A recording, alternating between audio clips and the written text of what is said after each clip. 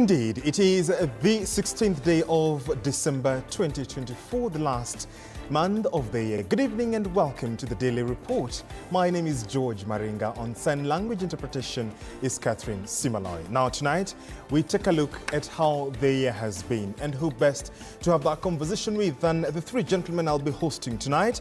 Dr. Moses Mwangi, a political commentator, as well as Mark Bichachi, an analyst and communications strategist, will be joining us from the diaspora, and Maliba Arnold, who is the head of policy and public affairs at the ruling UDA party. You want to stand by for that as we look at matters SHA. We shall also be looking at how the tenure of the deputy president has been so far, the executive, the performance of government this year, even as you look at what will be shaping the festive season and what 2025 may portend for you and I. Please be sure to tune into the conversation. Engage us on the socials at TV47 News. I am at George Maringa _. Please use the hashtag Daily Report, hashtag Power and Politics. That conversation will be coming your way shortly. But before then, here's what is making headlines tonight.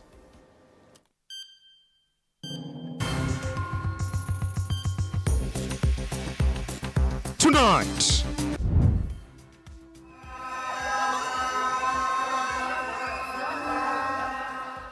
doctors hold demos in Nairobi demanding the implementation of 2017 CBA.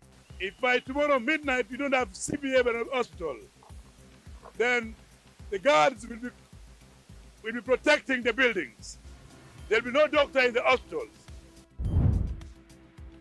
Also tonight, Jackton of Thiambo, the main suspect in the murder of Edwin Kiptoo, alias Chiloba, sentenced to 50 years in prison after he was found guilty. Plus, High Court Judge Chacha Mwita told that cancellation of the initiated projects by Adani still underway. And Kajiado North MP Onesmus Ngogoyo grilled by DCI over remarks he made on Sunday. Lakini ni vizuri pia DCI itumike kwa njia ambayo inafaa. Wasitumike kisiasa na wasitumike kwa sababu niliandamana na naibu wa rais ndio kwa maana wanataka kuniita hapa. S. Gachagua says his allies are being targeted. We thank you for choosing TV47 to inform you. We are broadcasting live from the broadcasting headquarters of TV47. Thank you to those joining us on terrestrial platforms as well as YouTube and our website. Please keep your feedback coming and observe the community guidelines. Unresolved grievances over poor working conditions, failed agreements and operational biases have sparked protests in the healthcare sector in the country. In the healthcare sector. The country is bracing for a December of disrupted medical services and a system on the brink of paralysis starting December 22nd. Both the Kenya Medical Practitioners, Pharmacists and Dentists Union KMPDU and the Kenya Union of Clinical Officers KUCO have vowed to down their tools beginning next week, as Ann Odida reports. Tension is on the rise between medical professionals in key institutions. KMPDU has rejected an alleged call for dialogue from the Ministry of Health, demanding tangible solutions for medical interns and full implementation of the 2017 Collective Bargaining Agreement, CBA. We'll just go and confirm with them whether they have released the balance of 3 months for the interns. We'll go and confirm with them whether they have released the arrears for doctors. Otherwise, we have no business sitting in boardrooms. For me, as we said before, the only thing talking from today moving forward is money. Money talks, right? Money talks, no! The country is staring at an unprecedented strike that could cripple services across public and private hospitals. Today marked the first wave of protests leading up to a full-scale strike planned for December 22nd. Our national strike, which includes Kenyatta Hospital, Nairobi Hospital, Moi Teaching Referral Hospital, Kenyatta University Teaching Referral Hospital, all the county hospitals, commences on the midnight of Sunday, 22nd. At the heart of the action was the submission of a petition at Nairobi Hospital, a prelude to a facility-specific strike that was set for December 17. KMPDU and the Kenya Hospital Association cited poor corporate governance, inadequate workplace policies, and deteriorating working conditions for doctors as key grievances. A hospital of this magnitude is supposed to have good governance. Corporate governance has gone down remarkably. There's a tendency for domination of the board of directors, together with the management. From the medical officers, from the registrars, from the consultants, that the hospital has 48 hours to resolve the labor issues that we have expressed, to resolve the issues that have been raised by the KHA. And we are saying we will not relent until that is resolved. As if the situation isn't dire enough, the Kenya Union of Clinical Officers, KUCO, has also announced a refusal to treat patients registered under SHA, accusing the government of corruption, discrimination and exclusion in service delivery. Sisi kama maafisa tabibu hatutaona wagonjwa wale ambaye wako registered under Social Health Authority.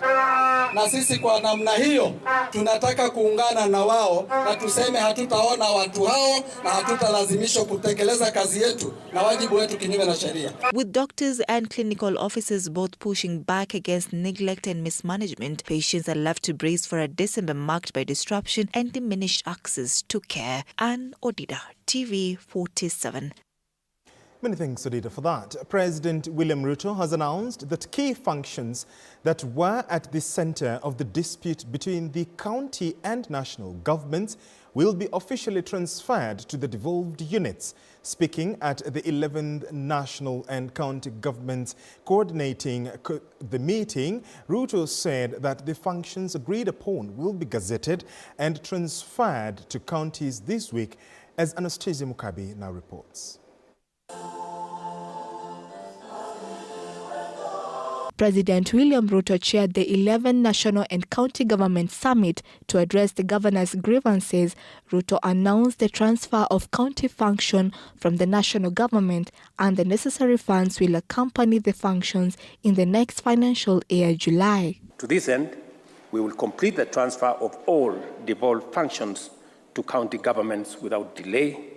I am informed by the Attorney General that this Friday, the functions that have already been agreed upon will be gazetted and transferred to counties. I am informed by John Buddy that today he will be releasing the monies for last month. That means that we are consistently moving in the right direction. President Ruto emphasized the need to address challenges affecting counties, citing fiscal constraints, and called for the harmonious intergovernmental relations for the effective devolution and sustainable socio-economic transformation. Among the issues the governors had raised are the reports by the Controller of Budget, which they claim do not capture the cases of delayed disbursements of funds in development spending. They were also unhappy with the ongoing dispute over devolved functions that are still held at the national level, the Controller of Road Billions, even after a court case ruled in their favor, as well as the recent standoff on the held equipment leasing plan. The High Court in September froze Kenya shillings 10.5 billion collected under the Road Maintenance Levy Fund, pending a determination of a case filed by the governors challenging the use of funds by the Kenya Roads Board to build roads in the counties. I urge all ministries, departments and agencies at both levels of government to hasten the dispute resolution processes by taking advantage of alternative resolution mechanisms. This approach not only saves time and averts costly delays, but it also relieves citizens of financial burden of legal fees and foster mutual trust and collaboration. Deputy President Kithure Kindiki highlighted that development is still essential to decentralizing resources, power and decision-making in order to bring services closer to the people. Our convening here is a testament of the vibrancy of our Constitution and is in line with what is expected of us to ensure that devolution works not only to affirm our national unity, but also to expedite the development of our country. Chairperson of the Council of Governors Ahmed Abdullahi reaffirmed that the devolution has demonstrated that sustainable development originates from the bottom up. Devolution has shown us that sustainable development comes from bottom up. The genius of devolved governance has been to let development and good governance flow upward from villages to sub-counties to county governments and ultimately to the national government. We need to continue to keep that path open, to give government a human face and bring development and decision-making closer to the people. The president also affirmed that the national government will continue to offer support to the county governments to enable them to avail services and development to the citizens. Anastasia Mkabi, TV47, Nairobi. Thank you, Anastasia. The cancellation of Adani deals in the country is underway. High Court Judge Chacha Mwita has been told that the cancellation of the initiated projects by Adani is still underway. As Joash Onsara reports, government lawyer Ochieng Oduol noted that the Attorney General is expected to do the cancellation once all the processes regarding the contracts are complete. And based on new information provided by investigative agencies and partner nations, that the procuring agencies within the Ministry of Transport and the Ministry of Energy and Petroleum immediately cancel the ongoing procurement process for the JKIA expansion public-private partnership transaction.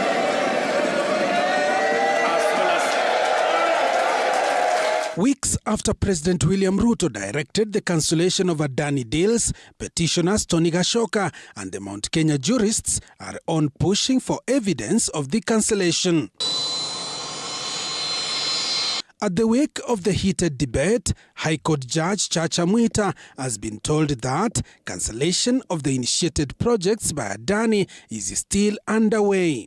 During a virtual proceeding, lawyer Ochieng Oduol told the court that the cancellation will be done by the Attorney General after all the processes have been completed.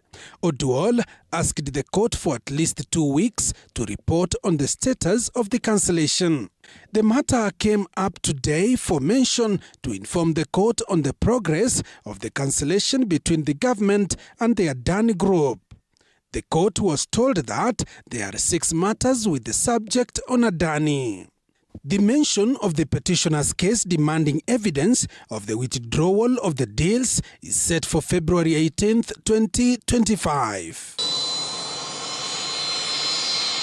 Joash Onsare, TV47, Nairobi. Thank you, Joash. Kajiado North Member of Parliament Onesmus Ngogoyo was this morning grilled by the officers from the Directorate of Criminal Investigations, DCI, over remarks he said on Sunday in Nyeri. The first time MP challenged the government to instead focus on delivering its promises to the people rather than imploring intimidation to people of the contrary opinion. Take a look. Kajiado North Member of Parliament Onesmus Ngogoyo becomes the third legislator allied to former Deputy President Rigathi Gachagua to receive summons to appear before the Directorate of Criminal Investigations. The alleged summons taking the same script as that of Kiambu Senator Karogo Dhangwa and former Limuru Member of Parliament Peter Mwadhi, who was summoned albeit not recording any statement. Mimi sina shida ya kuitwa hapa DCI, lakini ni vizuri pia DCI itumike kwa njia ambayo inafaa. Wasitumike kisiasa na wasitumike kwa sababu niliandamana na naibu wa rais, ndio kwa maana wanataka kuniita hapa. Ngogoyo alleging he had received the summons via WhatsApp and had been requested to appear before the sleuth who reportedly believed he had information that would assist in ongoing investigations into alleged cyber harassment. Na kama nia ni kutuweka uoga tusiweze kufuata naibu wa rais, mimi nawaambia poleni sana, mimi nimeshaweka msimamo wangu. Na yale mambo ambayo serikali inafanya kama kudunga ng'ombe ya watu kwa lazima, mimi nimesema hiyo haitawezekana. And we want to tell the president that he promised that he will not use police, DCI or any other organs to harass citizen of this country. Ngogoyo, together with Kajiado Senator Kanar Seki, called to order the government to exercise political tolerance and focus on working for the people.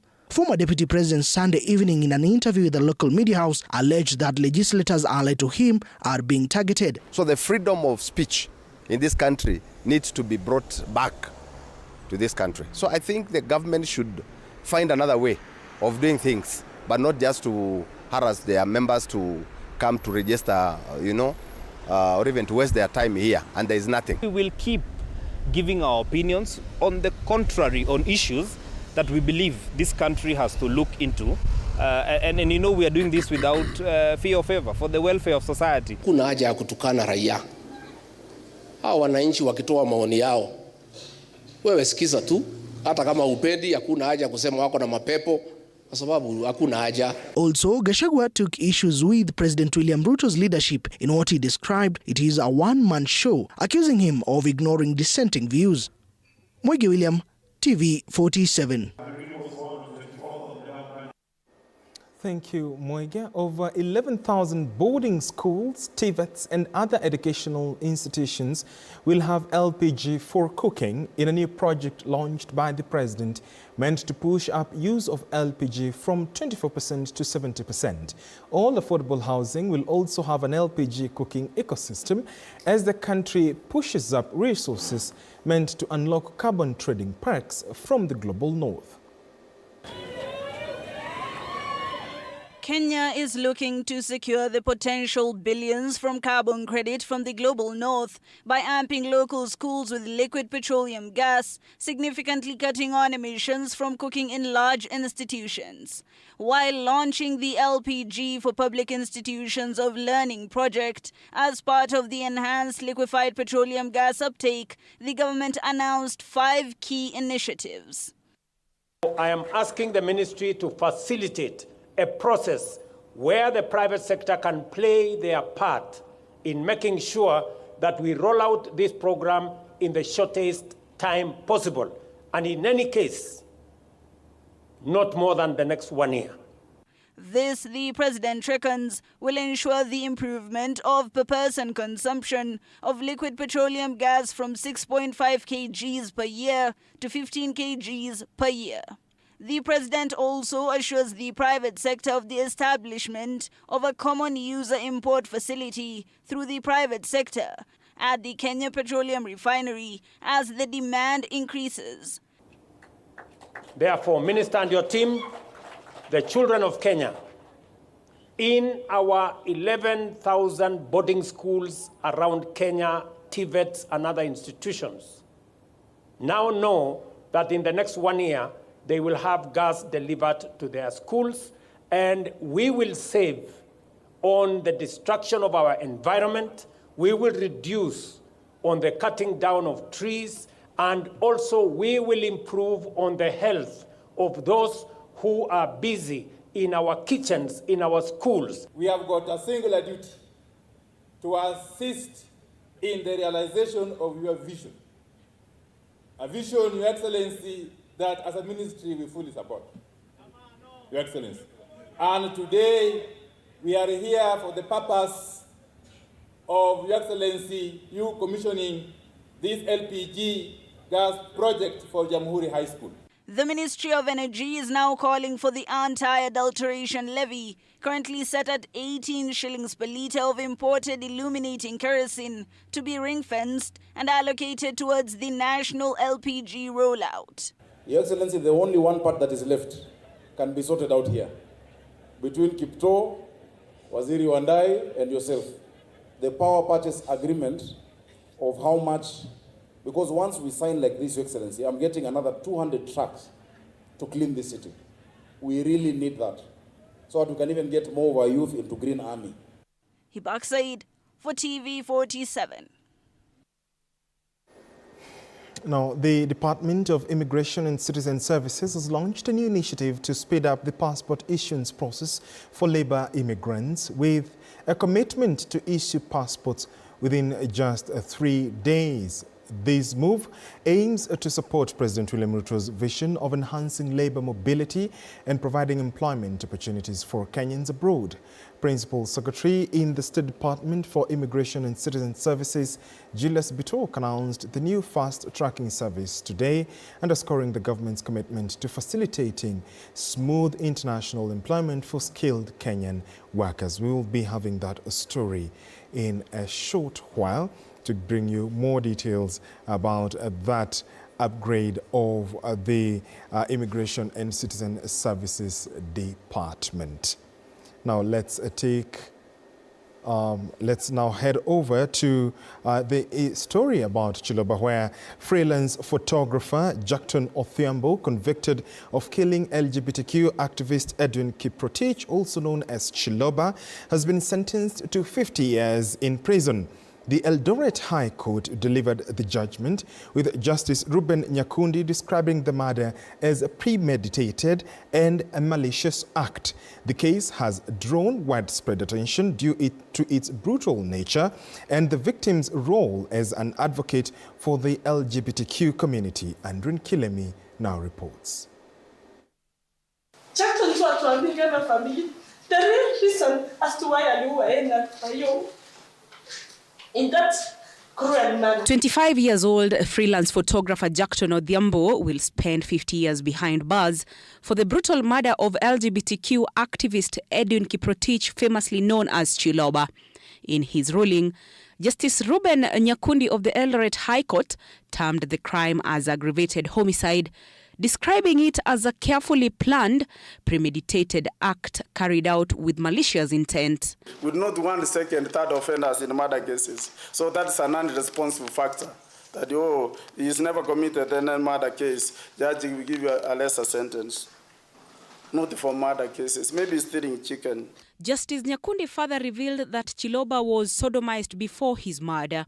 He stated that the accused had shown no sincere remorse since the incident, and that under normal circumstances, the accused would have faced the death penalty. What do we trace for? We trace the conduct of the accused person when he has committed the offense, whether we can have any traces of remorse and regret. We find none insofar as the conflict before this court is concerned.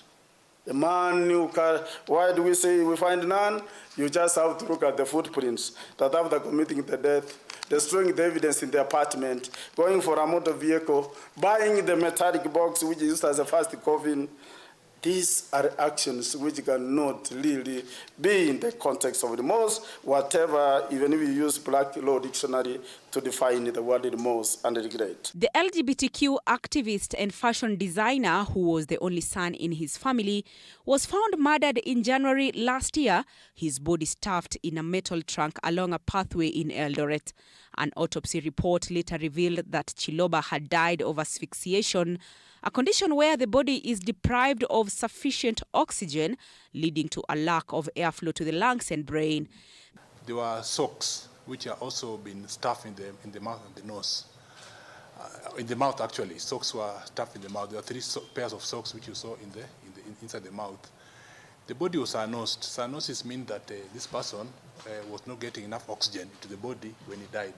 The activist murder in 2023 drew widespread attention both locally and internationally, with several activists and organizations describing it as a hate crime against members of the LGBTQ community. Andrin Kilemi, TV47. Thank you, Andrin. To our earlier story, where the Ministry of Immigration and Citizen Services has launched a new initiative to speed up the passport issuance process for labor immigrants with a commitment to issue passports within just 3 days. This move aims to support President William Ruto's vision of enhancing labor mobility and providing employment opportunities for Kenyans abroad.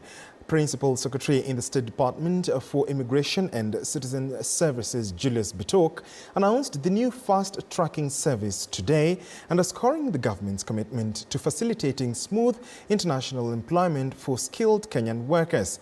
The PS emphasized that the government's efforts align with the president's strategy to expand the labor export market, especially to countries with growing demand for skilled workers.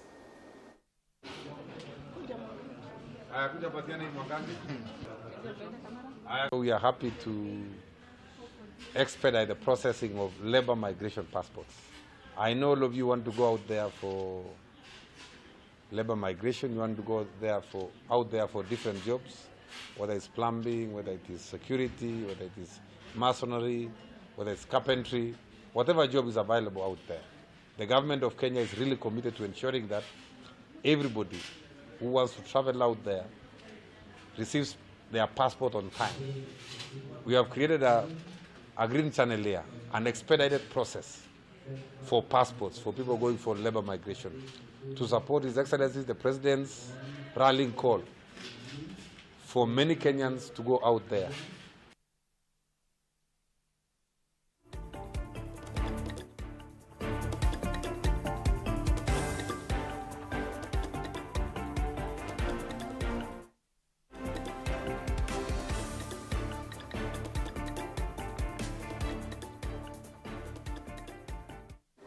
Let's make sense of the sense. Kingdom Bank, a subsidiary of Cooperative Bank, has opened a new branch in Machakos County as the bank positions itself to tap into tourism and small business.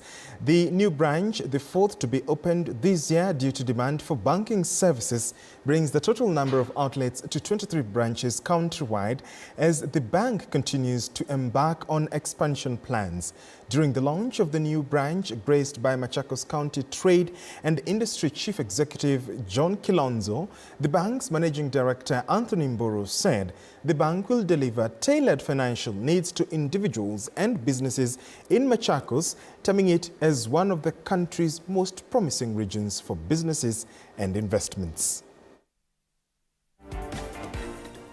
Of great opportunity in the area of horticulture, in the area of tourism, in the area of trade.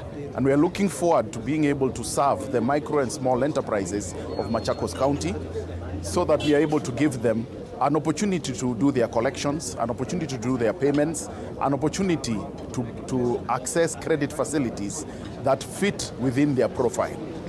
These credit facilities are for farming, they are for trading, and therefore various other services. We are very happy to be here because of the great economy of the county, the great leadership of the county, and we are happy to be here to participate in the growth of the county. Kingdom Bank prides itself as a bank for the small and medium enterprises.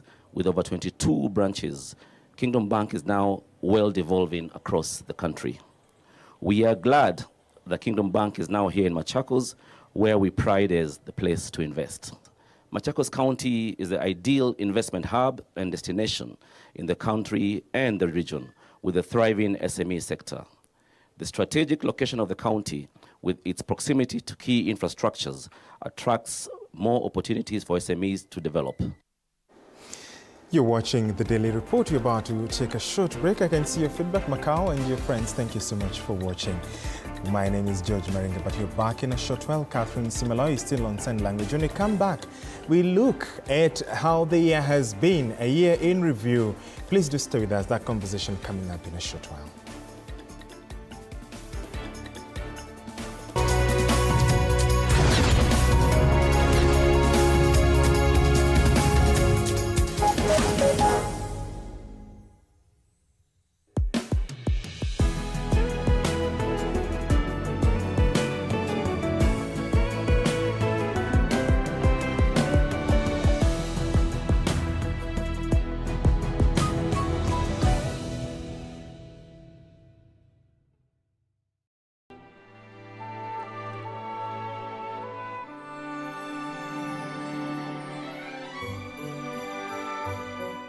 This December, learn about safety precautions to take into consideration this season. If you can remember, if you drive on a motorcycle often, to make sure that you have a helmet, it's key to decreasing the severity of the accidents. If you are passing in a bus from Kakamega to Mombasa, in between, just stand up, stretch your legs, and even when you are seated, keep pumping your feet, keep moving your feet to avoid that long stasis of blood in the veins. Healthier options for you to maintain a balanced lifestyle amid the holiday hustle. Eating healthy really doesn't mean that you have to deprive yourself, but we really just have to factor on how to strike a balance. Portion control and moderation are very key. Let us enjoy the season, and at the same time, let us try to watch our health and our well-being. Happy holidays.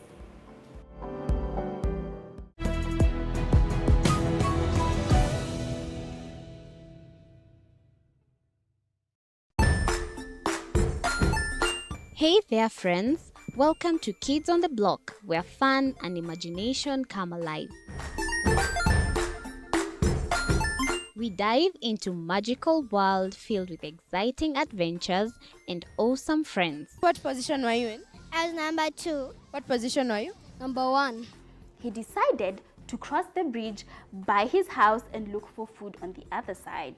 We're going to do half cup of chocolate chips, and the other one, we're going to do half cup of the blueberries. So, grab your imagination hats and get ready to explore with us. Join us every Saturday at 9 a.m. for new friends, amazing stories, and tons of laughter.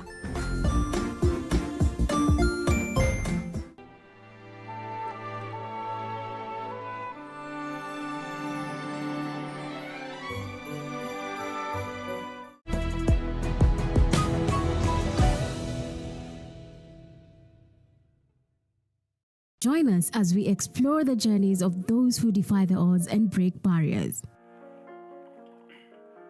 We dive deep into the stories of triumph. Sometimes when parenting a child with a special need or whatever disability, family life becomes a bit complicated and you may end up raising the child on your own. Here, we inspire. I have a farm which one we showcase with other dyslexic youths and autism, how to farm. Motivate. It's never easy, but what we do, the best thing is to work with another parent who has an elder child than yours. And break through the barriers one story at a time.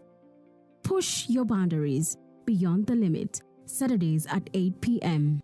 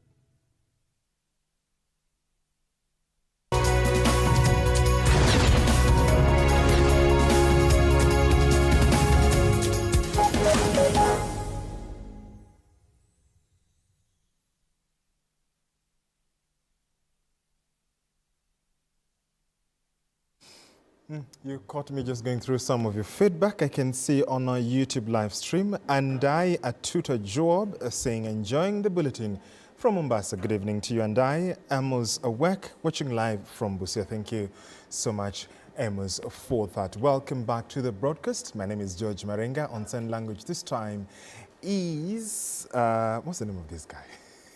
Kelvin Makori. Indeed, he had escaped my mind for a moment. Catherine Simaloi has taken a break momentarily. Thank you so much for staying with us. And talking of which, we have tonight Dr. Moses Mwangi. He's a political commentator, as well as Maliba Arnold, Head of Policy and Public Affairs at the United Democratic Alliance, the ruling party, here in studio to have a conversation on State of the Nation and the year in review. These two gentlemen will be here in studio for us, or rather with us, to discuss how the political situation has been and how things have been in the country. Gentlemen, good evening. How are you doing? Good evening. And how about you, Dr. How are you? Very well, thank you. How are you? I'm good, thank you. Let me begin with you before coming to Maliba. How do you assess the year in review ever since January 2024 to December 2024? A lot has happened, impeachments, a lot of Adanis, a lot has been indeed happening. How would you describe the year 2024 for you, politically speaking? Okay. Here in Kenya, politically speaking, it looks like many years. 1 year with too many things going. Some of them, you know, this year there were some good rains at the beginning. So, of course, people have food. So, cost of food is down because the production was good. But in terms of the political environment, it's been a moving target, very uncertain year. And, you know, when you have uncertainty in the political environment, it makes doing business difficult. So it's been a difficult year from an economic perspective because of unpredictable policies. I think by the time we started the year, nobody would ever have thought that the deputy president and the president would fall apart the way they did. But it happened. Now we have a new deputy president. The former deputy president is still, I'm not sure whether he has completely accepted that the ball has moved.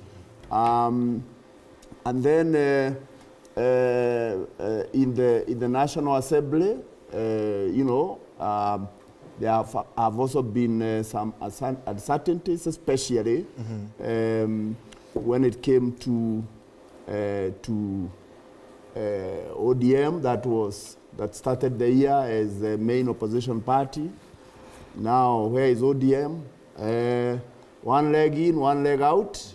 And Baba is looking to be chairman of African Union. We wish him well. So, really, possibly a very dramatic year that no one would ever have imagined. Maliba, picking up from where Daktari has left, in fact, Martha Karua, Kenya Party leader, challenged ODM Party leader Raila Odinga to just go ahead and sign a pact to indeed show that he's in government. Is ODM in government? And as you answer that, how would you rate the year in review 2024? I would really love to respond to the question on ODM, but the closest I could speak is for UDA and Kenya Kwanza. So, of course, competently, ODM has got the spokesperson in Sifuna, who is the Secretary General, and the leadership of Raila Odinga. But I will say that cooperation in our situation, it's not so bad to actually have political cooperation. There are some times when the situation really dictates that as a people, we get to talk to each other. And I think we are at that particular point. And that then gives me the beginning point of how I will review this year. That number one, of course, it was a watershed moment for us. It's a year that you might not have so many things, or rather very many words to explain. But I will say, number one, being a watershed moment, the Gen Zs came of age politically and were able to put to exercise what they had learned. Remember, we had reviewed our constitution, or rather our curriculum over the time, and ensured that civic education was a little bit much more anchored. So that is part and parcel of it. Two, we've seen a generation that is also getting out of the political side. I would call that the baby boomers. It's a little bit for them, it's dusk for them. Their political dusk is actually just coming in. And you can actually see they are assuming the advisory role. But looked at differently, it was also a difficult year, quite a difficult year politically. At individual level, Daktari here spoke about the former deputy president, for example. He began the year as the deputy president of Kenya. We go to Christmas and he's not the deputy president. A lot of things happened, of course. We had a moment where the republic looked like it was going under. We had a different way of doing civic engagements changed. Then, of course, it was the year of resilience. We've always prided ourselves as a country as being a people who are very resilient as a republic, as a democracy. You can actually see that if it were any other country, it would be very difficult to actually have gone to where we went. And today we are seated here. You are not seeing any military fatigues in different offices. You are not seeing change. But I will tell you, not so many countries will actually, even our neighbors, there are very few of them who will actually go through this. So we've actually been able to demonstrate resilience. And then, of course, it's a year of growth.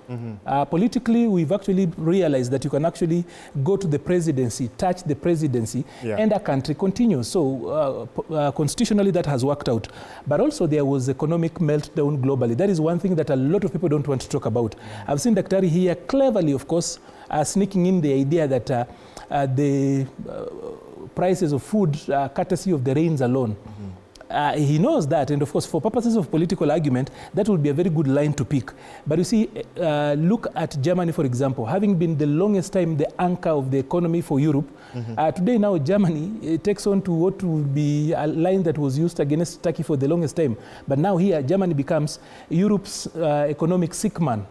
So economically, we actually have got a problem, and as countries pick positions for self-preservation, we in the global south suffer a lot. So it's a plate. But then I am only happy that we are Kenyans, and for once we've lived again, not for once, but once more we've actually lived to that tag that we are a very resilient people, we are a resilient democracy, we are a resilient country, and we are doing a very good comeback. Yeah. Indeed. Bichachi Mark is joining us from Dar es Salaam, Tanzania. Bichachi, hujambo, habari za da.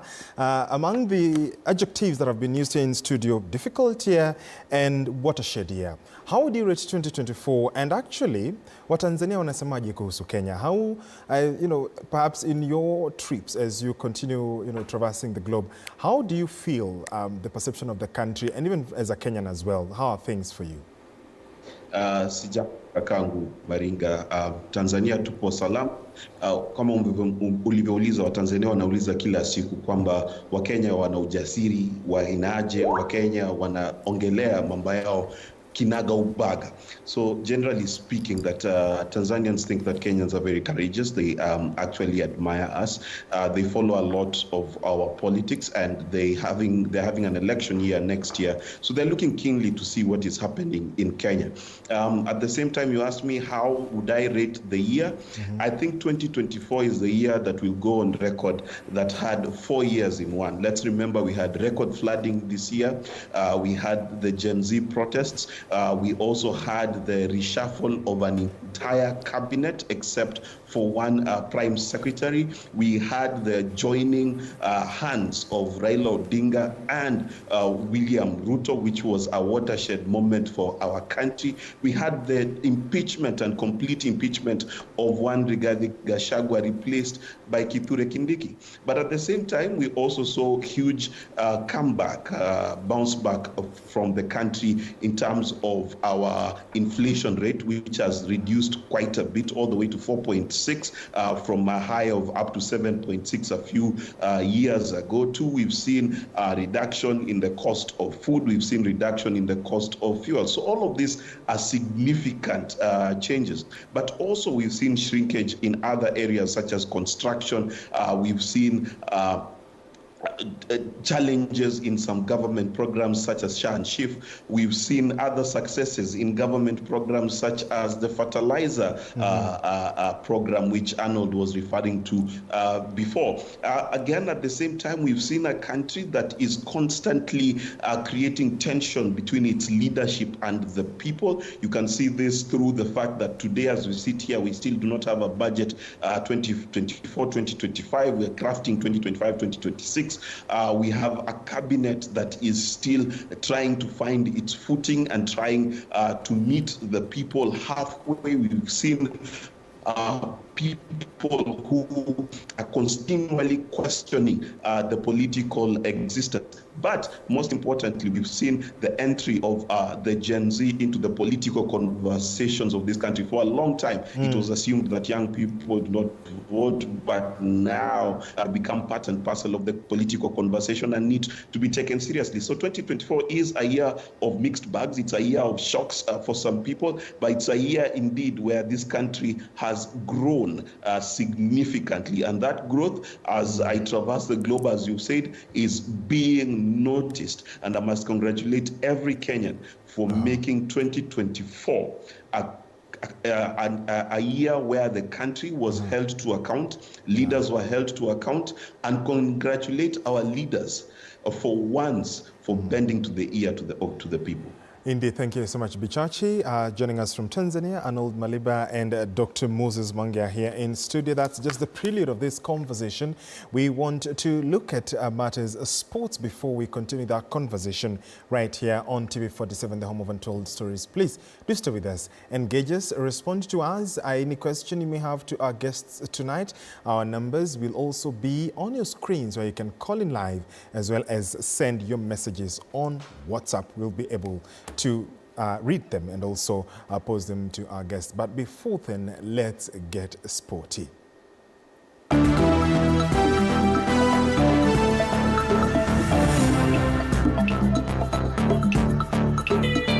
Sports news brought to you by Maybets.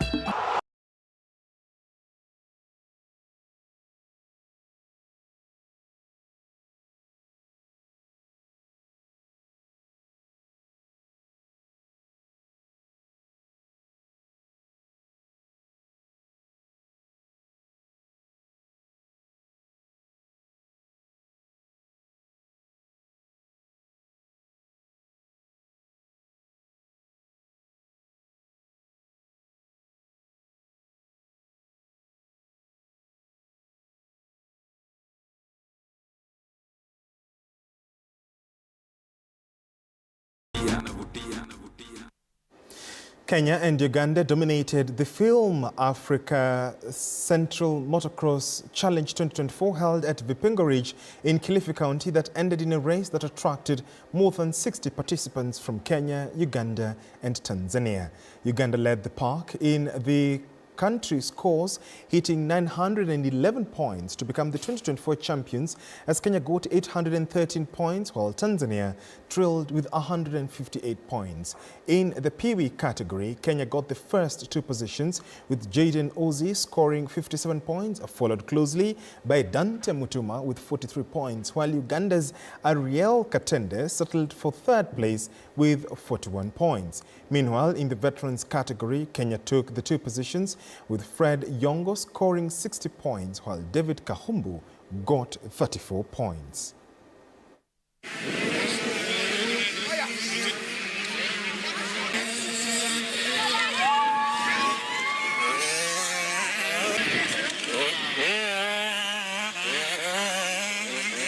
Important that the coast and Kilifi County specifically starts to come on board with bringing this sport here and bringing up riders from the coast. So we have coast riders represented nationally against the Kenyans, and then regionally in Central Africa Championship, and hopefully Africa-wide in the MXOAN.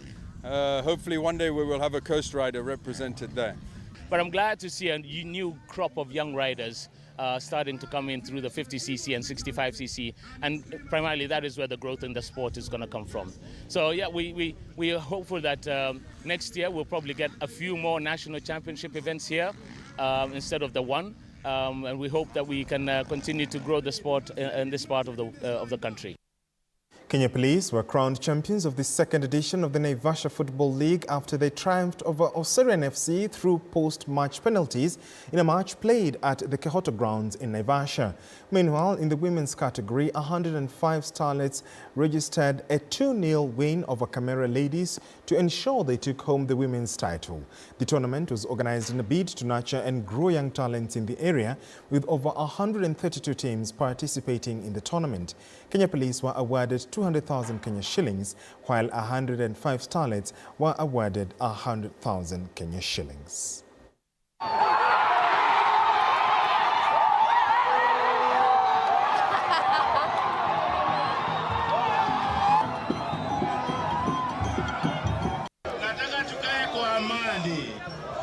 Tusikubali tuharibu area yetu. Sasa vijana, mimi ndio SPD Naivasha.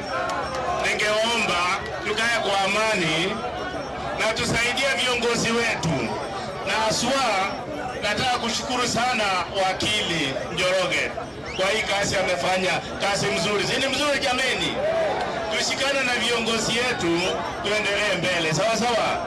Ukiniona mahali gota, ufanye nini? Gota, sawa sawa. Now, the 2024 edition of the CAF Awards are currently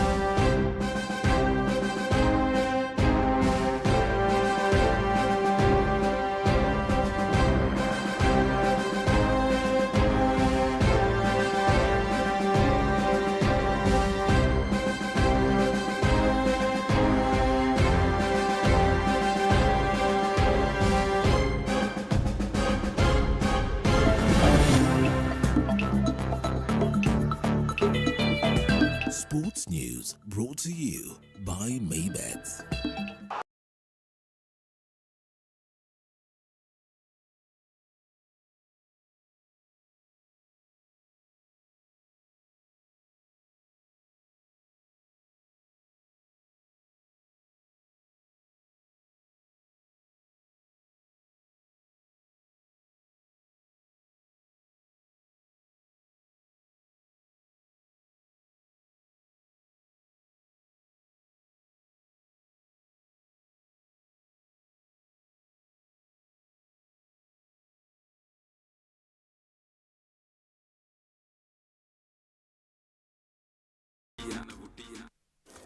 Indeed, you're watching the Daily Report. You're about to take a short commercial break. Amaru Studios, watching live from Thika. Thank you so much, Amaru, for watching.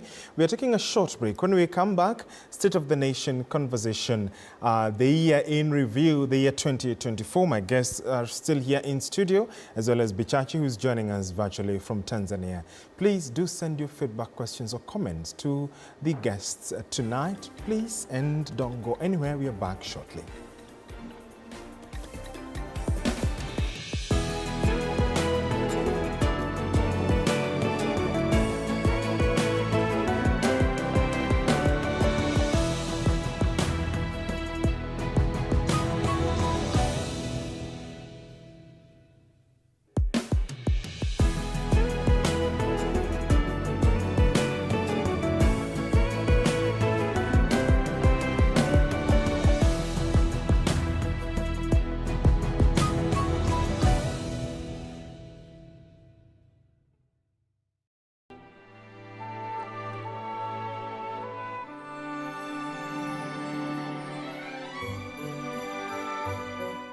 This December, learn about safety precautions to take into consideration this season. If you can remember, if you drive on a motorcycle often, to make sure that you have a helmet, it's key to decreasing the severity of the accidents. If you are passing in a bus from Kakamega to Mombasa, in between, just stand up, stretch your legs, and even when you are seated, keep pumping your feet, keep moving your feet to avoid that long stasis of blood in the veins. Healthier options for you to maintain a balanced lifestyle amid the holiday hustle. Eating healthy really doesn't mean that you have to deprive yourself, but we really just have to factor on how to strike a balance. Portion control and moderation are very key. Let us enjoy the season, and at the same time, let us try to watch our health and our well-being. Happy holidays.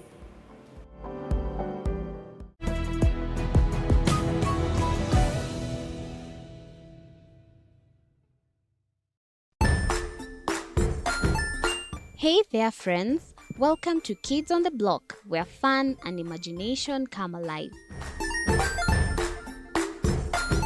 We dive into magical world filled with exciting adventures and awesome friends. What position were you in? I was number 2. What position were you? Number 1. He decided to cross the bridge by his house and look for food on the other side. We're going to do half cup of chocolate chips, and the other one, we're going to do half cup of the blueberries. So, grab your imagination hats and get ready to explore with us. Join us every Saturday at 9 a.m. for new friends, amazing stories, and tons of laughter.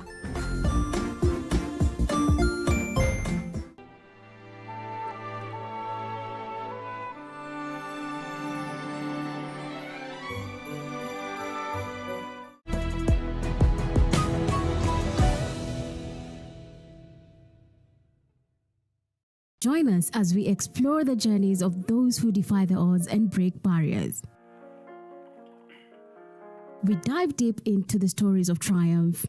Sometimes when parenting a child with a special need or whatever disability, family life becomes a bit complicated and you may end up raising the child on your own. Here, we inspire. I have a farm which one we showcase with other dyslexic youths and autism how to farm. Motivate. It's never easy, but what we do, the best thing is to work with another parent who has an elder child than yours. And break through the barriers one story at a time. Push your boundaries beyond the limit. Saturdays at 8 p.m.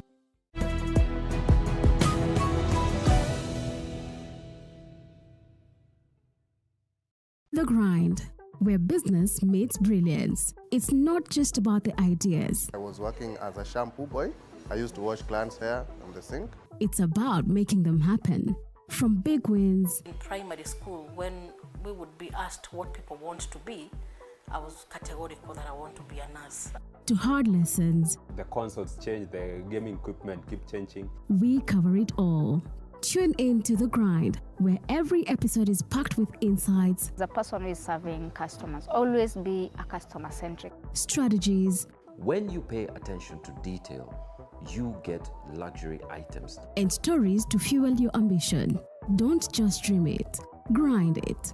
Mondays at 7:30 p.m.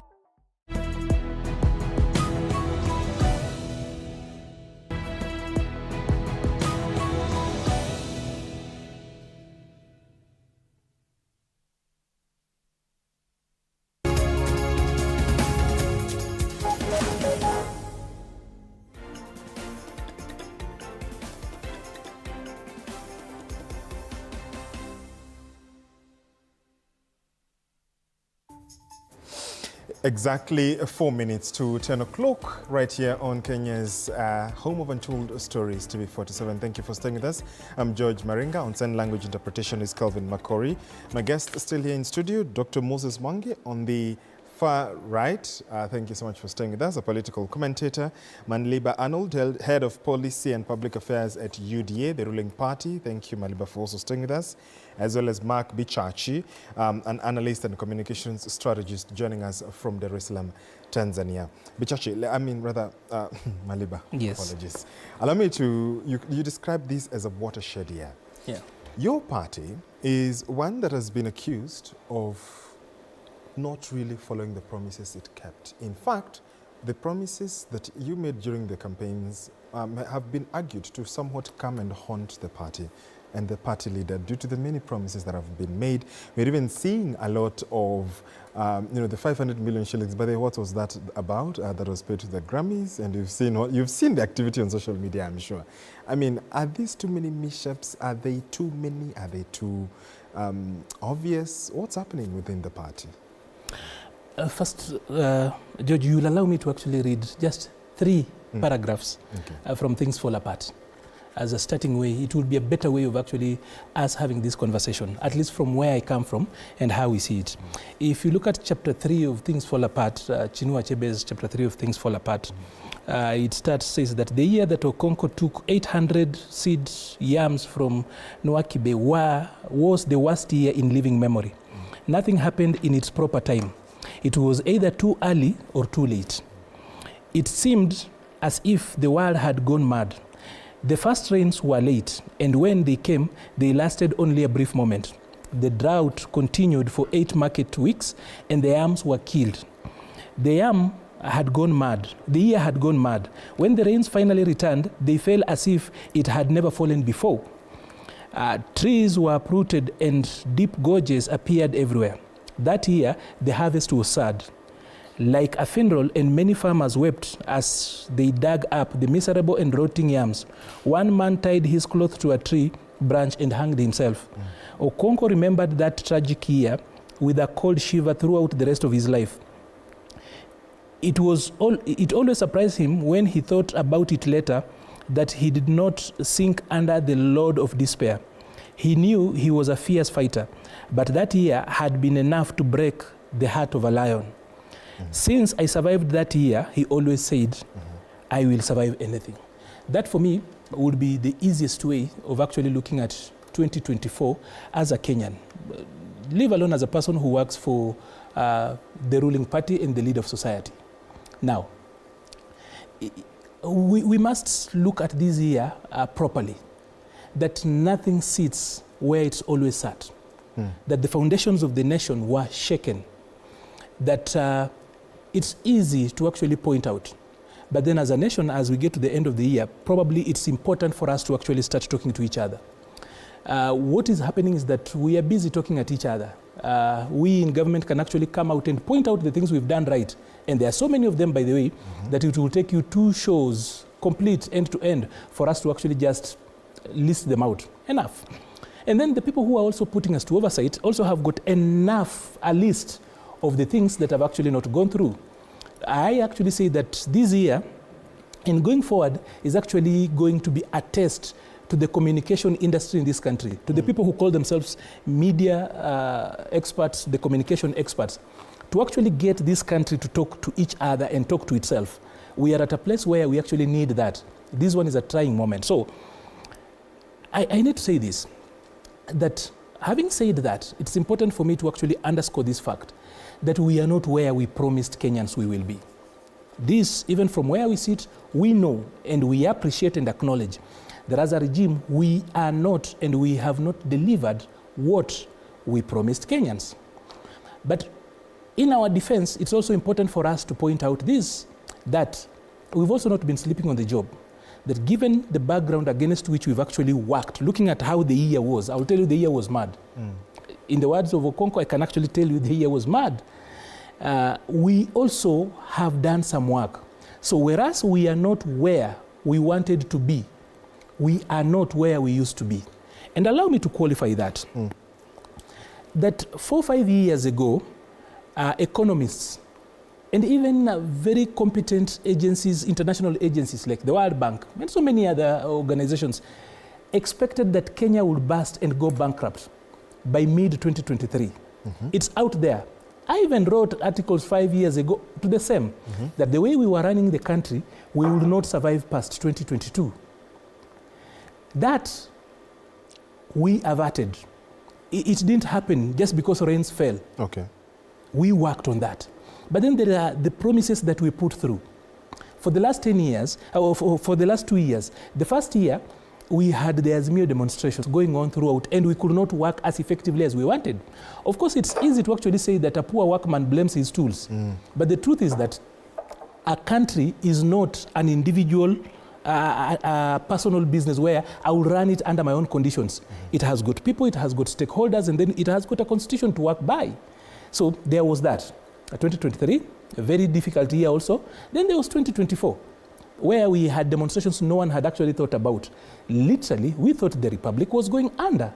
So, working under those difficult circumstances, starting with the disputed election in 2023, we always had demonstrations going on, and then we have got 2024, we have got a civil, almost an insurrection, and then, of course, we've tried to cross bridges to the point where ODM, for example, would think in the interest of the Republic, we can actually offer the government of the day a hand.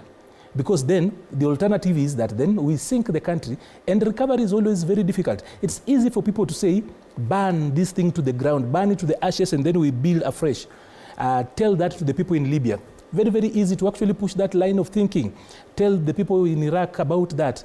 Even Syria, which is now the newest child, not so far, talk to people in Sudan and see how that works out. So there are promises made.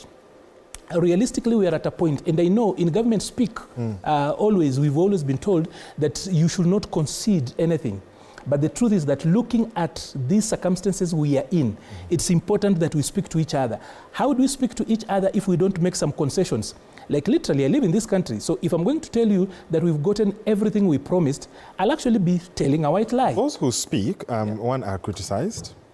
Two, they are absorbed into government. We'll be coming to that. Dr. When you look at how he brings up the part of, conversations and conversing with each other, but there is a sense, there's a feeling of what the executive has termed lack of patriotism. I don't know how you would pick it from Kenyans if you look at it from the other side. And where would this ideally be coming from? Is it from a point of frustration, disappointment? Are they angry that whatever was promised has not been delivered? Or are the promises taking too long? Where would you, what would you call this that is being termed by members of the UDA party as unpatriotism? Now let's begin from appreciating the role of leadership. That everything rises and falls at leadership. If you see a performing school, look for the principal and the board and the way they work. If you see any performing nation, look at the leadership. Because the role of leadership is to shape the direction that the country or the institution should take. I think we are heading the year in a better way, where the president and his team had a Damascus moment when they realized that they needed to talk to everybody. So in a way, starting the year with a situation where you don't want to hear the opposite side, and whatever they say is no good, to a point where you say, yes, we are ready to listen. So in a way, where we are as a country is as a result of the leadership, the attitude of the leadership from the beginning, the people that were put in government in the first instance. I think by the time the cabinet was constituted, everybody who knows how a country should be run knew that this is a cabinet that cannot deliver the very promises that were made. And the government was able to realize that at some point and make some changes and allow and accommodate people from the opposition. In my view, if you ask me, yes, we are heading the country well this year when people are talking to each other, but you're in a very bad state when it comes to politics, because we are a multi-party democracy, and a multi-party democracy is anchored on the fact that there is a performing ruling coalition and there is a performing opposition. Now, to have a situation where you have a country where now in the seat of power, that is in the legislature, we can never really be sure whether we have a serious opposition, because the opposition that is absorbed in government. Yes, it stabilizes the country for now, but in terms of conversation, checks and balances, because if you don't have the checks and balances, then you are likely to end up in the wrong direction. And there is one thing that we don't want to go back to. We came from a one-party dictatorship. We do not want to get back there. And therefore, whereas the president has been able to manage his politics and the politics of the Kenya Kwanza government to stabilize the country, which is good, because no one would benefit from a sinking ship. But having said that, we got where we got because the leadership in place did not, A, listen to the people, and early enough, it had to take a kind of a revolution by a sleeping giant that we had not noticed.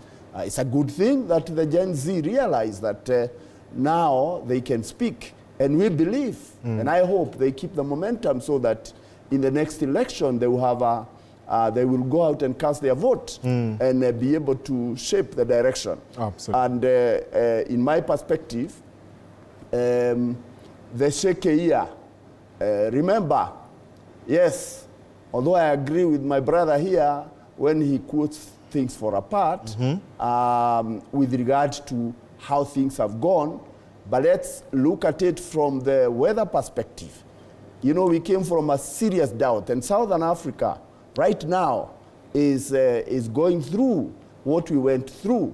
And remember, there's a time one of the ministers who was then removed in Kenya was saying we should buy land or we should go and farm in Zambia. But right now, that's not a good idea, because right now they are going through the cycle of the drought that we experience. But this has been a good year when it comes to weather, except that right now we'll do with some rain in this short rain season, but the long rain season really was very good for the country. So we have bumper harvest, we have food. I hope the Kenya Kwanza government can take advantage of this plenty of food and like Joseph in Egypt, build granaries, make sure that this food is kept, because who knows about the next few years, because, you know, we go in cycles. Therefore, I think, yes, at the end of the year, I think the president is in a better state in terms of, you can see the attitude, he's willing to hear, he's reaching out to people he would not have wanted to talk to. Now he's talking to them, and that's a good thing. And we appreciate the fact that even the president, when he's reached out to, he's willing to respond. That is acting like a nationalist. And even Raila Odinga, at the point, although we will get to know whether he was he gave out his heart so that he could get the support to run for African Union. I think by March or April next year, we'll get to know whether it was. But at the spur of the moment, it has helped the country. Okay. Let's bring in Bichachi. Bichachi, thank you for staying on the line with us. Now, broad-based is the new term of what the UDA party chose to involve everyone. When you look at it from an African perspective as well, and you know, Maliba talks about communication, do you think that then the morphing of opposition into government has had the ripple-down effect that perhaps the initiators of this move would have expected? One, in terms of political temperatures, and two, service delivery, so that then you'd find that the bile and the opposition has not died down in terms of what the president keeps saying, let us all work together. First of all, let me agree with Maliba that the communication needs to be looked into quite seriously in the country. Okay. And as I'm being there, and I don't want to dilute his, I would like to remind him that square for the people who lost their lives there, the many people their lives in here. Yes, there may be chaos in those countries, but let us not water down the citizens who hoped for a better country, who hoped a better economy, who hoped for more freedoms. Let us not forget that Kenya itself once fought a beberu, and that beberu, when he left, yes, we had teething problems, but we made it. And that is the tone that is missing. There is a serious tone that is missing in this country, and it's not missing because we do not know it as communications experts. It is missing because we are not speaking to the hearts of the people. Yes, indeed. 2024 had floods. Floods that were caused by people and floods that were caused by acts of God. The question is, the children of the nation of Kenya, how did they feel and how do they feel today? When we look at the country, when the price of fuel goes down by 8 shillings and another 2 shillings, and then the Kenyan people don't react to it, we are in danger. When the price of food and commodities reduces and the people are still not reacting, we are in danger. And it is not just a communication issue. It is an issue that the hearts and the emotions of the Kenyan people have been removed from their government. And what is being felt by Arnold, my dear friend, and others is not unpatriotism, it is pain. It is deep and sincere pain. It is such a deep pain that I was saddened to see young people now doing a dance called Mapangale, where they put their hands on each other's necks, pretending to be cutting each other's necks down. It is a sign of depression. When you look at a country that is continually groaning, when you look at a country where the other day kids in Eldoret, I'm told, were being taught how to do online scams, when Interpol is treating Kenya as though it's Nigeria, then you know that the pain is much deeper. Now, let's give the government its flowers. 180 shillings to the dollar at some point. Now, 129, 130. Let's look at the price of bunga. Let's look at the stabilization of our debt. Let's look at so many things that are going right. But let us not then also absolve ourselves of the very real issues that the government needs to deal with. And as a communications expert, I would tell them that, for example, Shah and Shif is a pain point. It's not a pain point like Adani was, no. It is a pain point in the sense that Kenyans do not feel taken care of, they do not feel loved. They need that tender touch. That is what Kenya is crying for. And when there is tenderness, Kenya will come together, coalesce. But again, I must insist that in Kenya, yes, there is opposition. It might be in the shape of Kalonzo Musyoka and Eugene Wamalwa. We might not like it, but there is opposition. But let me also remind fellow Kenyans that it is the objective of any president in a presidential system to convince as many MPs to be on his side. The question then is not what the president is doing, it is what your MP is doing. So when you put this, all of this together, let us also not forget that there must be positive tension between the people and her government continually. What do I mean by positive tension? For as long as the people are agitating for better, that is positive tension. When the people are asking for better roads, positive tension. Better leadership, positive tension. And that positive tension is good for you. You must understand that being a leader is like being an athlete. Your coach is not your friend. Your coach tells you, give me 15, give me another 10. You say you are tired, he asks you for another 20. That is where Kenya is. We are at a place where we are rebirthing ourselves as a nation. And I think on that perspective, the president and the people speak the same. He says he has a vision, he wants to birth a new country. The people want a new country. So what needs is tenderness and acceptance of each other and continuation of that positive tension that is pushing not only the leadership, but the people towards a more positive country. Indeed. Let's come back to studio. And Maliba and perhaps the three gentlemen, in fact, all of you, you can help even answer this. Now, some feedback from Kenyans. Yeah. Reverend Kennedy Kobira Kakamega saying, curiously watching the debate, kindly, are you aware that Kenyans are building a wall. They say New Wongo in brackets. Taxes are too many. It is a corrupt government. The words are in the villages, in the streets, in towns, and in houses. What are you doing so that you can be trusted as a government? And we can coin that with, this is,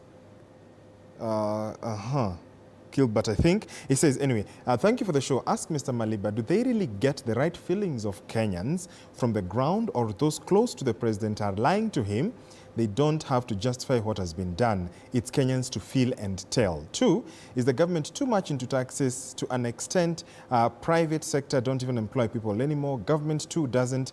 What happened to over 60 years people still working in government when the youth are becoming hopeless day by day for joblessness? Was the president lying when he said he will relieve them? 3, housing. What happens to those youths working on the sites? Once the constructions on the site ends, they become jobless. A lot of what is being asked here, Arnold, and perhaps you can even tell us the discussions in the party, there seems to be an out-of-touch situation again. In terms of, even as the year ends, as we look forward to 2025, Kenyans do not feel like UDA, the ruling party, feels them. Truth is that if you look at the president's, I'm saying as we expect the president's Christmas wishes to the Republic, and even his New Year message will actually be reflective of where we are as a people. We are at a place where you can actually not pull magic. We are at a place where all of us must actually come back to the point where we say, first of all, we have got a republic, the soul of the republic, number one, to ensure that it's actually secure, and then from there, see where we are.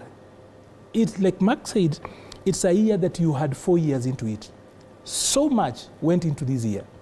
And we must actually get to a place that actually concedes the fact that this year was not a normal year for us. That whereas God was very graceful to us, gave us rain, and through our hard work, because even if God sent us rain and we never worked hard, we never put in that hard work, we didn't put in input, we did not work around policy that ensured that it worked, that rain will actually have gone to waste, other than, of course, help our forests. So we are at a place where we as a regime, and I will actually say this repeatedly, that we feel Kenyans, we live in this country. We don't sleep on the moon and come back in the morning to actually administer state here. We live in this country. So when Kenyans raise those issues, we also partake of this particular economy. We go to the same supermarkets as you. What I actually want to put this out there today is that give us an opportunity to talk to you. We are not being heard. Partly, of course, because probably we actually have been obsessed with trying to actually talk about what we have done. It's time for us to actually talk about the situation as is. Because if everybody is right in this situation, we are not going to actually have a conversation. And that's why I said that we actually have got a very interesting moment in this country where the communication people, if we really think that we actually have got a communication industry that knows its stuff, this is the time where you actually will ask them to actually help us get to talk to each other. Like the Reverend has actually said, there has been a wall created by the people, and fairly for good reasons, by the way. That in the past, there are things that have been said that didn't turn out to be correct. There are things that were actually promised and weren't delivered. And from a reductionist way of doing things, and by the way, you cannot also not blame the activists, the civil society, and them that are actually doing oversight for picking an approach. For example, I'll tell you that if you look at the oversight that is actually being given to us, it's a very reductionist one where you summarize government policy to the nearest bad thing. So you look at the finance bill, for example. You only pick 4 things out of a possible 3 million words out of that particular document. You pick 3 issues or 4 issues and run with them. So if you summarize the finance bill to 4 bad things out of so many thousands of budget lines, you actually are not being fair and objective in that particular process. So what am I saying? I am saying that truth is that all of us need to get to a place where we talk. Even wars, where people go to war, wars are finalized and they are solved in boardrooms. People have to talk to each other. And Maringa, I'll tell you this. The reason why people fight, and it's easy for us to shout at each other, is because people are afraid to talk. Let us talk. That conversation, talking is this, that we hear you. also hear us. And that means that we concede in places where things have not worked. I can tell you, no one in the Kenya Kwanza administration actually wakes up in the morning and decides that we're going to actually tell Kenyans things that do not work. As in, the body politic of this country, the political psyche of the people has actually changed in a way that you just don't wake up in the morning. You see, propaganda will not do. PR stunts will not do. You will have to actually come up with policies that work, deliberate policies that work. And then we have got the Constitution 2010 that forces us to include the people in the process of in the management of public affairs. So, we hear you. Let's just open ourselves to dialogue, because what is happening at the moment is that we in government summarize government policy and action to the nearest good thing that we have done. And we have got so many of them. And on the oversight side, we have got people whose only obsession is actually to summarize government action and statement to the nearest bad thing. And you run with that. So we are a country that is actually interested with cliches. Everybody running around with, we've become so reductionist in the way we talk to each other. And that does not help the republic. That does not help how we move forward, especially coming out of a difficult year like this. So we in government are actually leading by actually telling you that it's true. We are not where we told you we would want you guys to be. We have not delivered what we promised, but we have done something. So premised on that, then allow us to actually tell you why we have not made it and what we are doing about what has not been achieved, and ask for your support as we move forward. Okay. It's a difficult place to be, but for the republic to heal, for the economy to grow, for us to get moving forward, we must have that moment to talk. And we will talk to each other, not at each other, difficult as it is. Dr. Even as you look at matters broad-based and the opposition, there has been in fact an expectation of a certain party, certain group of politicians to be always in the opposition. So that then, like when we saw the broad-based situation, it was actually on the flip side, a situation that was unprecedented and they have the right actually to take up these jobs or not. In fact, Denish Odhiambo is asking on YouTube, who said it's only ODM which should be in opposition, that when ODM joins government, opposition is dead?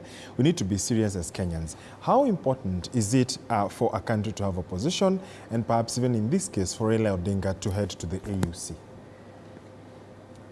So, how does a country get a ruling coalition, and how does it get an opposition? It is how we vote. And when we went to vote in 2022, the outcome of that vote was that the UDA and the Kenya Kwanza won the right to govern for 5 years. And the coalition, which was then the Azimio coalition, won the right to check the government. And if you remember, at the beginning of this tenure, indeed, the Kenyans voted for more members of parliament who are in Azimio than who are in the ruling coalition. But even before the dust settled, some of them were wooed and they agreed to cross the floor, that giving the ruling coalition the majority they needed to carry out their agenda. And over the time, really, whether it is the MPs that were elected through Jubilee, they accepted, against the wishes of the people, to kind of look like they're in government. And in the end, it ended up weakening the opposition. It is not that ODM must be always the opposition, but they were the majority of the party in the coalition that was in the opposition, and therefore they were there to check on the government. And even now, as we speak, in spite of the fact that the luminaries of ODM entered government, yes, even right now, who are the leaders of the minority in the National Assembly?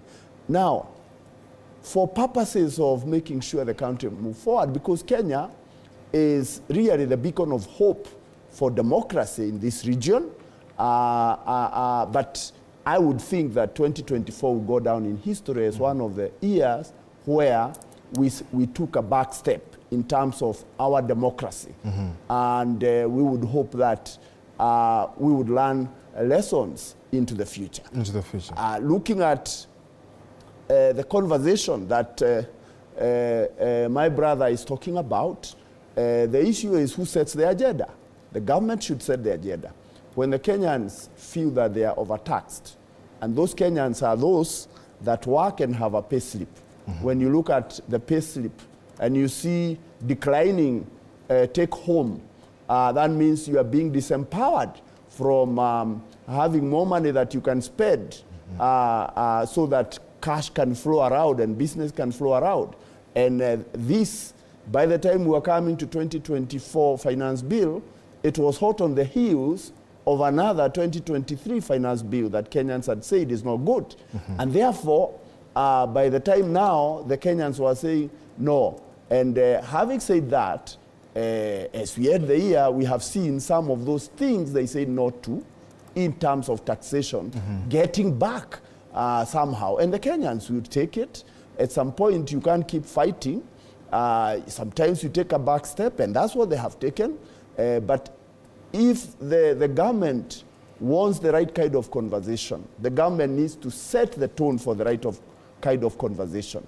We saw Adani come in. We only got to know through a whistleblower. There was no proper follow-up. We've seen very important decisions being taken and only coming out. Today, for example, now we know that the government has a good plan to make sure that our schools get LPG. We hope that as we go forward, nothing has been worked out before, that things are now going to be worked out. That way you set the tone for conversation. And you create an element where there is mutual trust. But at the moment, we go to a point where there is no mutual trust between the rulers and the ruled. And at that point, the breakdown in that communication, to reset it, it is to say the right thing. Isn't it true that we had people in government that were chest thumping? Isn't it true that we had people in government that were parading their wealth against a situation where the rest of Kenyans were feeling squeezed and squeezed? Isn't it true that some of the leaders that were removed from cabinet were really unable to explain to the people even the good that the government was doing? We would now hope that when we see ministers being invited to National Assembly, we have seen them being sent back because they can't even answer simple questions. Until you wonder, were you in this? Does it have to take the president to explain every single thing that the government is doing? Doesn't he need people who can actually articulate those things and help him rule? Indeed. Let's take a commercial break. We'll be going back to Bichachi. Bichachi, please stay on the line as well. We need to pay some bills, but when we come back, we continue this conversation. And please keep your feedback coming right here on the Daily Report.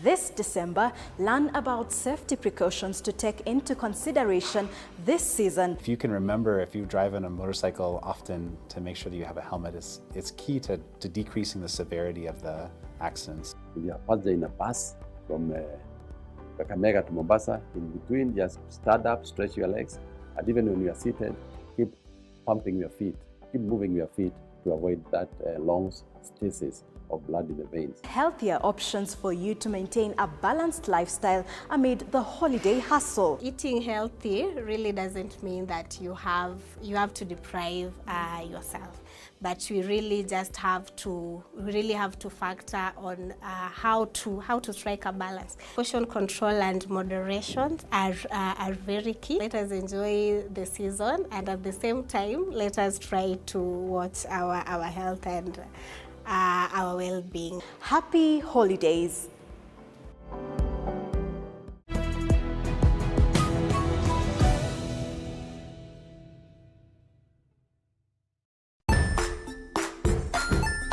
Hey there, friends. Welcome to Kids on the Block, where fun and imagination come alive. We dive into magical world filled with exciting adventures and awesome friends. What position were you in? I was number 2. What position were you? Number 1. He decided to cross the bridge by his house and look for food on the other side. We're going to do half cup of chocolate chips, and the other one, we're going to do half cup of the blueberries. So, grab your imagination hats and get ready to explore with us. Join us every Saturday at 9 a.m. for new friends, amazing stories, and tons of laughter.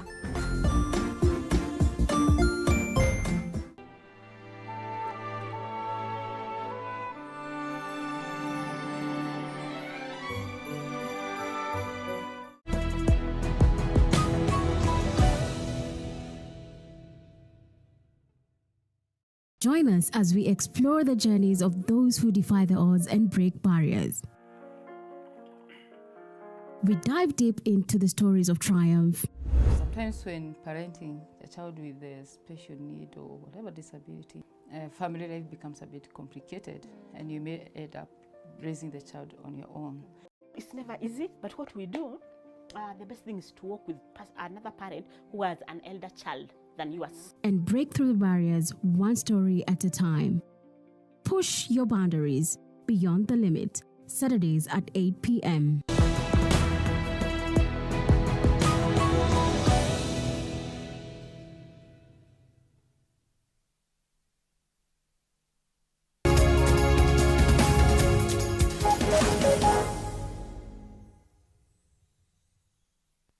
Indeed, your feedback coming in so fast. I can see Maura Murira saying, and yes, if ODM wants to be in the opposition, they should win the presidency. It's simple that way. Thank you, Maura, for your feedback. Let's go to Dar es Salaam and link up with Mark Bichachi. Bichachi, of course, we've seen that question from our viewer who said that ODM has to be in opposition, so that then it's a problem when ODM joins government. And how important also, of course, is it for personalities and persons like the former Prime Minister Raila Odinga, who has occupied a certain position historically of opposition, to move to AUC and to create the democratic space for opposition in the country, because that seems to be also something that Parliament, which is entrusted the role of checking the executive in the Constitution, seems to have taken a different angle altogether. Well, that's a very excellent question. And one of the things is I absolutely do not think that Kenya has taken a step back democratically. And the reason why I don't think so is because, one, what we've done this year is we've stretched and tested our democratic capacity. We've tested our capacity to picket. We've tested our capacity to impeach a deputy president. We've tested our capacity to remain without a budget for almost 6 months now. We've had very many landmark cases in court, some that have quashed some of the biggest issues happening in the country. So Kenya is not at a place where it's in democratic doldrums. The problem is that this country has equated opposition to the person of Raila Odinga, and Raila Odinga to the very epitome and personalization of what opposition is. Yet this country forgets there are people like Martha Karua who every day are doing opposition work. We have people like Kalonzo Musyoka who every day are doing opposition work. So when we say that opposition has been swallowed, that's not quite the case. The case is only that Raila Odinga has finally done what any great leader does, which is step above so that the people who are under him can grow. So the issue is not the lack of a democratic space, it is the lack of leadership that is not stepping up to the plate to where Raila Odinga is. And Raila Odinga is at a good place because if he becomes AU chair, then he gets to a place where his career ends with great accolades, having achieved a lot more than even presidents have achieved in their lifetime. Now, that being said, we must understand that Kenya is a country in transition. All of the KANU boys are almost at the sunset of their political careers. The question we must begin to ask ourselves as a country is what is the kind of politician and what is the kind of politics and who is the kind of activist we need in future.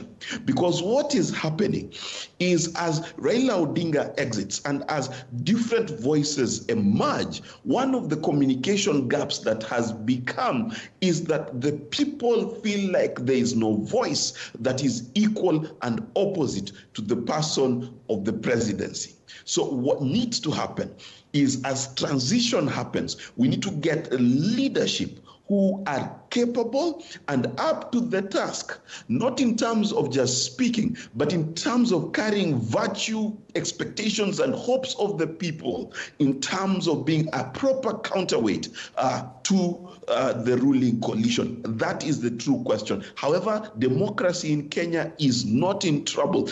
I think the government of Kenya handled the Gen Z protests very well, and the Gen Z protests actually held the government to account very well. The only issue, of course, is the issue of abductions and missing people. That is a serious issue that still needs to be addressed. But honestly, how Kenya came out of it, we came out of it better for it. And the proof is actually, you can see that we now have a president who's listening to the people, a president who actually is during his State of the Nation address had to roll back Adani, and that is a big step forward. Mm-hmm. Indeed. Maliba, now when you look at these whole conversations on running government, there are those who have opined that it seems to be, whereas you're calling for conversations, this same electorate is the one you convinced to vote you in a majority. Why would they then go back against and criticize and have a different opinion to how you're running government? And whereas you've talked about listening and communicating and talking to each other as a country, how far can such a plea go to for a young people that are now looking forward to perhaps getting the jobs that the government is advertising for? We've seen what even CS Muto has posted, I think 5 minutes ago, 10,000 more are required. Is that the way to go? Is that modern day administration and running perhaps the promises of, for instance, job creation? The Kenya Kwanza administration has actually decided to go hands-on on everything. Kenya is about 61 years old, at least post-independence, but of course Kenya has always been here. Yes. Whatever we have was not built in a single day. Even TV47 is not an idea that was built in a single day. It takes much more than one financial year to build some of these things. But then even as I respond to that, I would love to actually ask a general question, and I ask that our listeners and those that are watching also think about this. I don't need an answer from them. But having a very ground-shaking idea like the bottom-up approach to our economics that for the longest time has been a trickle-down one. You literally are reworking the foundation of how we actually have been administering state for about 50 years plus. How will you deliver something so heavily that way if immediately you've actually won an election, you go to the Supreme Court? And I don't want to get to a place where it looks like a poor workman is blaming his tools. But I would love Kenyans to actually also to engage me in this, just to think through that after you have won the presidency, it takes you a year fighting an opposition that does not recognize or does not accept the results of IEBC, that does not even accept the verdict that has gone to the highest court, which is the Supreme Court. And that during that particular time, the economy is actually assailed. In 2023, we wasted a lot of time with businesses being closed. We wasted a lot of time in courts. Every time people were closing their businesses, however much we wanted to actually deliver. Under such circumstances, we also had a drought that worked through 2021, crossing into 2022, and then we had a famine. It's one thing that we don't want to talk about. Just remember that we hadn't even properly gone through the COVID-19, effects of COVID-19. So, even if you are a magician, it was impossible for Kenya Kwanza to deliver on its promises in 2023. Then come 2024, as you start to stabilize, you've reached out to the opposition, now you are trying to work out, God has been gracious, given you a little bit of rains and things are working well, then now you have got the Gen Z demonstrations, courtesy of the effects of a 2023 that did not work well, by the way. You had a 2023 that was totally not well utilized. So 2024 has got the effects. You have got young people coming to the streets. And as of right, by the way, you cannot blame that because they don't have jobs, a few things that weren't working out well. Then you come up with a finance bill that tries to correct 2024 so that you try and catch up. Then you have got a 2024 that I actually define as a mad year where nothing works. We are at a place where we literally have patched up things to keep running. We do not have a finance bill in place. We are trying to actually fix that now. The other day we've taken care of the revenue side by working on the tax amendment laws. All that is actually an attempt at patching up to actually have a functional, because how do you run a country? You run a country by a budget. Have we really had a budget that actually is functional? For this particular year, for the longest time, we've not had that working. So, again, I want to invite Kenyans to ask them this. Even if the Kenya Kwanza was a team of magicians, it is not possible to deliver on everything we promised. I will be coming to what we promised and what we've delivered. It is impossible for Kenya Kwanza to deliver everything against a background of 2024. It's difficult to actually say that with all that happened, even without a finance law in place, without a proper budget in place, that you still expected Kenya Kwanza to actually deliver. And that is why a lot of the things the president said are now being qualified as lies, because from a reductionist thinking, it is so simple, because the definition of a lie is very basic. Anything that looks like truth is a lie. But then against a backdrop where the president has actually made a declaration or a promise, and with the prevailing circumstances, it doesn't work. What does it, if you have got a reductionist mind, it is very basic. That comes off as a lie. So, having considered that, how will we deliver with the 2023 that looks like what I've actually defined? How will Kenya Kwanza have delivered in 2024 against a backdrop that I've defined? And it's still fresh in our mind. How will Kenya Kwanza have delivered under such circumstances? But then look at what we have done. Number one, against the prophecies of economists, against everything, Kenya did not go under. We did not default on our debts, for example. That we actually have come from a very bad situation where we have stabilized prices over a few basic commodities. It does not mean that everything has been sorted with that. That we must also be bold enough and tell Kenyans that a little bit we've worked out on the inflation, we've worked out on the prices of basic commodities, but we also know that affordability is not accessibility.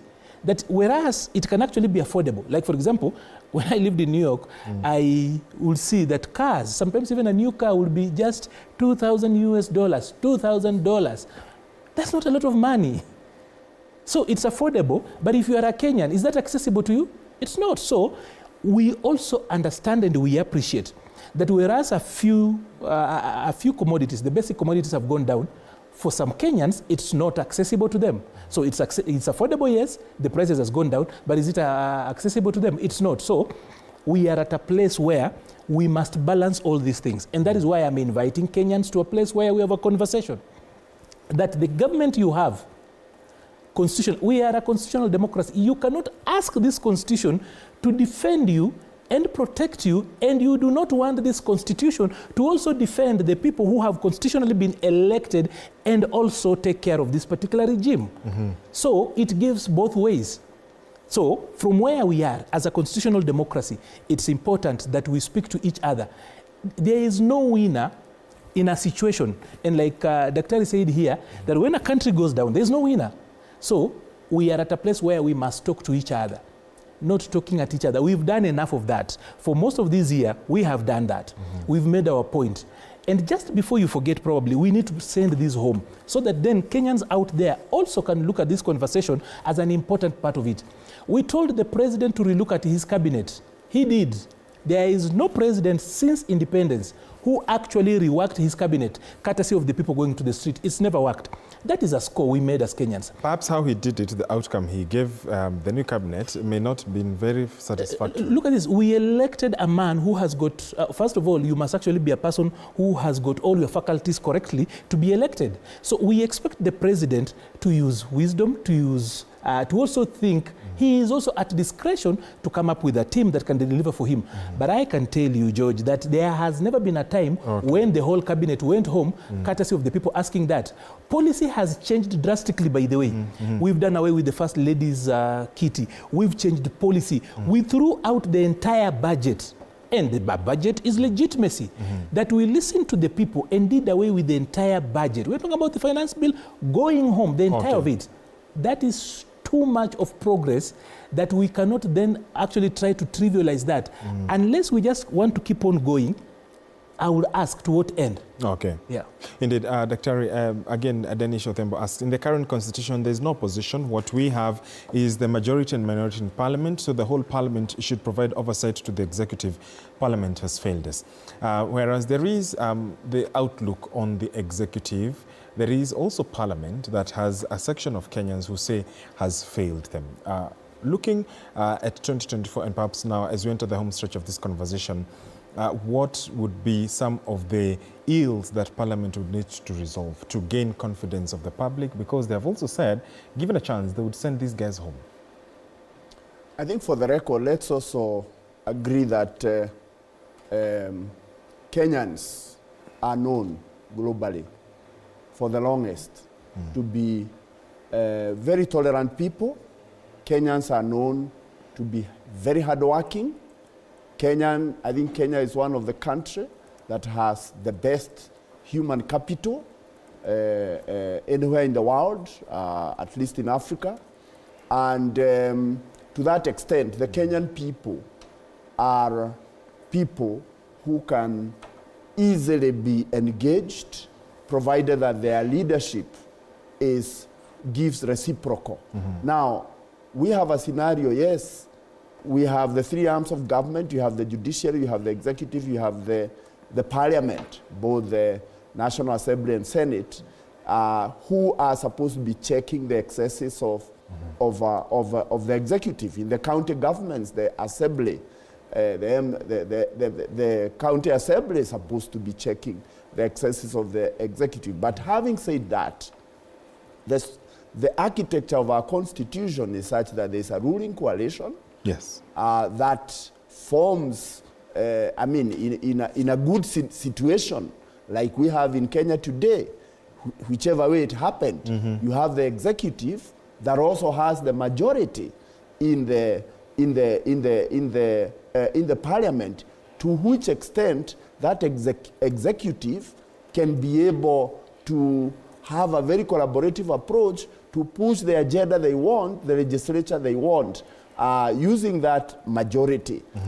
So to that extent, then, the parliament is not only checking the excesses of executive, but it is also helping the executive to achieve its goals. And what has happened is that not only does the majority in parliament found themselves in a situation where, and that is why the people are very upset with them, that they would send them home, because they ended up being a choir where the song is, the soloist is the executive, and they just repeat without really scrutinizing. And in that way, instead of helping the executive, they have failed the executive and they have failed the people, because some of the bills, like now we are in this conversation about social health authority and the chief. Just the other day we see them being educated, and yet they are the ones who pass the law. And you actually get to a point and wonder, and this is what people are wondering. So what did you pass? Why didn't you ask for those questions? So that in the end, we have social health that ought to have helped the people, but it is still requiring some work as we go through, which the parliament would have helped to tell the executive, you come up with a good bill, you've come up with a good idea, can we improve it this way? But instead, they just said, yes, yes. And to that extent, the people see the current parliament as not having played its role. Its role. Its role to speak for the people. Okay. Isn't it true? Although we are saying democracy, somebody saying democracy is not at stake. It is at stake to the extent that right now, the real check is not in the parliament. The real check now, we saw the other day the religious leaders coming out strongly. We have seen the civil society coming out strongly and offering what one would consider to be a reasonable, positive critique, which is helpful. We would like a scenario where in future we have a parliament. Yes, a parliament that supports the executive, but the member of parliament is free to make independent decision, to positively critique, read the bill, instead of coming to say just yes. Okay. So we need people who read the bill and who will pass it. Let's go to Tanzania. Let's pick Bichachi first, because I just wanted to correct something, because once Mark comes in, his delivery might actually make this point be lost. The whole idea that somehow the legislature has been captured is actually a faulty one. The legislature is independent. Let's also give that MPs independence has been argued. Let's pick Bichachi because you will allow me to actually come back to that. Yes, you will come back to it in your closing remarks. Bichachi, in the closing remarks, compound your statements perhaps with what you'd like to see 2025. Maybe one of those things, if not a list, very, very briefly, of what you'd like to see in the new year. Well, first and foremost, the very fact that my good friend can mention the civil society, the religious leaders have come very strongly to critique, that is democracy. Democracy is not just about parliament. And I understand what he's saying, because I do agree that it is quite embarrassing for parliamentarians to go for training on a bill that they passed themselves. I think all of them should have handed in the resignation letters that day, especially all of those who had voted yes. So that point is home. 2025 moving forward, what do we want to see? Number one, I agree with Arnold. Kenya needs to talk and needs to have a serious conversation about where we want to go. And that brings me back to the point about the positive tension. I want 2025 to be another year where the government and the people come together to pull on the same side to make sure things are better, to make sure SHA is working. I want another runway at the airport. I want the potholes in Nairobi fixed. I want to be able to afford things when I go to the supermarket. I want not to be embarrassed as a father when I tell my kids, we can't afford these things. So these things are universal. I think even the president's own children desire these things. And therefore, it is not a partisan statement when we say that what we want together as a country is the people are saying, we want a better country. The government is saying it's delivering a better country. So we agree on what we want. Now, can that movement actually be actualized in our pockets, in our governance, and in the accounting systems that keep our government in check? Okay. Compounding closing remarks, very briefly as well. So I just needed to say this, that there's a notion, and I will call it actually unapologetically, I will call it a very reductionist notion that Parliament does not know what it's doing. Parliament actually has got some of the best minds when it comes to the technical people. Number one, the Parliamentary Budget Office, the PBO, quite a competent department. If you look at their research department, I do not think that there is quite a place where you get a glut of people who can actually do proper policy and legislative research. So Parliament is also making decisions based on information. And a lot of times, by the way, it's actually scientific information. The problem with scientific information is that sometimes it's not popular. So you're going to get people who will actually argue with what is quite, let me call it populist lines. And those are very easy, especially when you get out there. And that is why for us, I think it's time we invited people to town halls, to talk to each other, because now from where Kenya is, you cannot talk policy and politics in political rallies. It's one way, it's no longer making sense. That can only polarize situations. You cannot have the whole country in a boardroom, but then at least we can actually have proper structured policy and sometimes political conversations with depth in town halls. So I just needed to say that in defense of Parliament, there is this notion that somehow Parliament is made up of people who do not know what they are doing. Somehow, people, almost 350 for the National Assembly, 349 of them, I think 2 of them are now away. Let's talk about just 347 of them. Plus the Speaker, you can actually talk about 348. All those people cannot be mad people.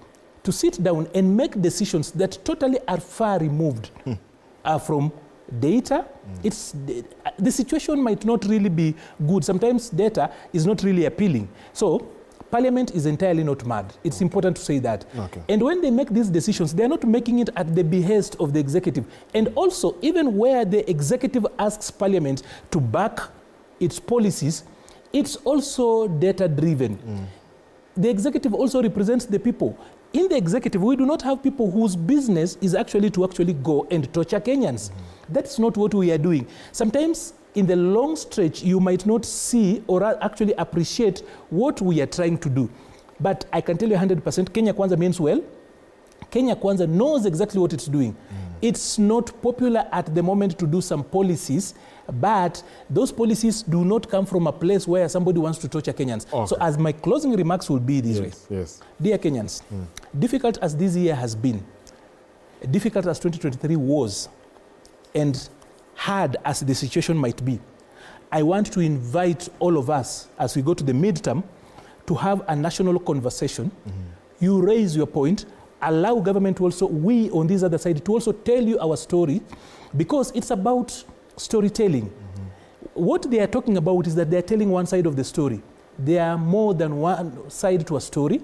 We need to talk to each other. And as we speak to each other, that is how we actually are going to heal the country. That is how we are going to fix the economy. Because even the Constitution itself allows for public participation. That public participation cannot be one way. Those of us on the government side actually have to also speak to you, and you also speak to us. It has to be cyclic for us to move forward. Doctor, you get the last word in just a minute, please. Yes. The book I read called the Bible says that you shall know them by their fruit. We look forward to seeing a year where the government walks the talk. We've had too much talk. We need to see the fruit. We need to see in 2025 where a patient goes to the hospital, is a member of a chief, and gets the service that they need so that they don't have to talk. We do not need to hear that it is working.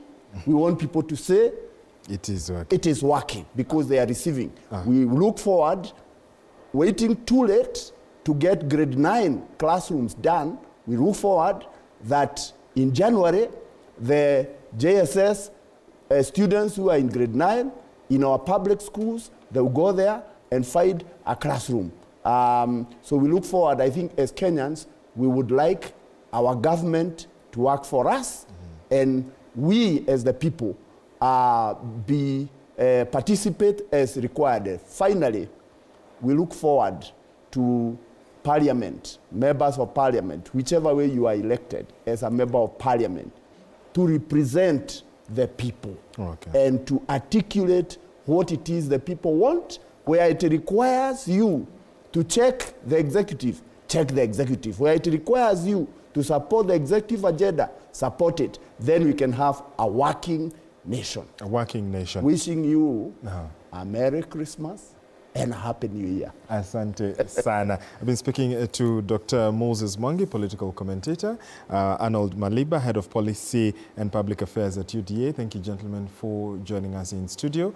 Joining us virtually from Dar es Salaam, Tanzania, has been Mark Bichachi, an analyst and communications strategist. Danish, you say, hey, Maringa, this government needs the likes of Maliba who are ready to admit where they have failed and promise to improve. Kudos, Maliba.